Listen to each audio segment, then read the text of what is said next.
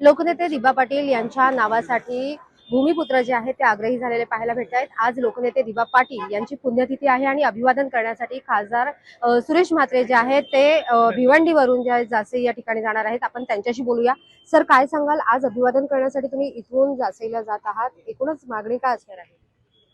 नाही, खरं म्हटलं तर आज अभिवादन करण्यासाठी चाललोय, पण मागणी गेल्या अनेक वर्षापासून एकच आहे की ज्यांनी राष्ट्रहिताचं काम केलं, ज्यांनी आमच्या माता भगिनींना, संपूर्ण हिंदुस्थानातील माता भगिनींना भ्रूण हत्येपासून वाचवलं, ज्यांनी शेतकऱ्यांचे प्रश्न सोडवले, आज या सगळ्या अशा व्यक्तिमत्वाला जर आपण न्याय देऊ शकलो नाही तर समाज म्हणून किंवा ठाणेकर म्हणा, रायगडवाले म्हणा, हे जे 5 जिल्हे आहेत, मला वाटत नाही की या लोकांचा याच्याशिवाय सन्मान होईल। आणि म्हणून स्वर्गीय राष्ट्रीय नेते दिबा पाटील साहेब यांच्या सन्मानार्थ आम्ही आज अभिवादन करण्यासाठी चाललोय।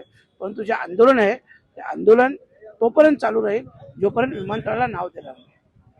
सर, केंद्रामध्ये भाजपची सत्ता आहे आणि आज भाजपच्याच नेत्यांनी, आमदारांनी असेल, नगरसेवकांनी असेल, विमानतळावरती जाऊन लक्षवेधी आंदोलन केलंय, काय प्रतिक्रिया व्यक्त? माझं म्हणणं, त्यांनी विमानतळावर लक्षवेधी करण्यापेक्षा ते सत्ताधारी आहेत, सत्ताधारी काहीही करू शकतात, त्यांनी जाऊन विमानतळाला नाव द्यावं ना।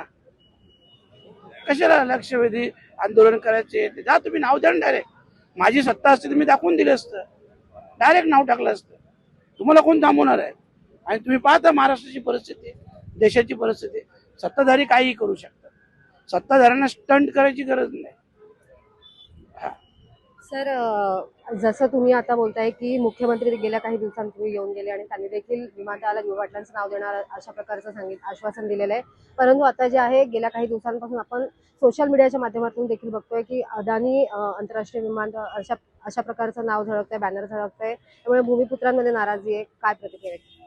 मॅडम बघा, अदानींचं नाव एअरपोर्टला देणं ही शक्य गोष्ट नाही, अशक्य गोष्ट आहे।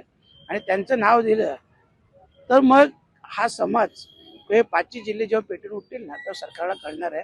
परंतु तुर्तास आपल्याला कल्पना आहे, मुख्यमंत्री महोदयांनी स्वतःहून सांगितलं तर लवकरात लवकर त्या विमानतळाला स्वर्गीय दिबा पाटील साहेब यांचं नाव देण्यात येईल, आणि म्हणून आम्ही त्याची वाट बघतोय।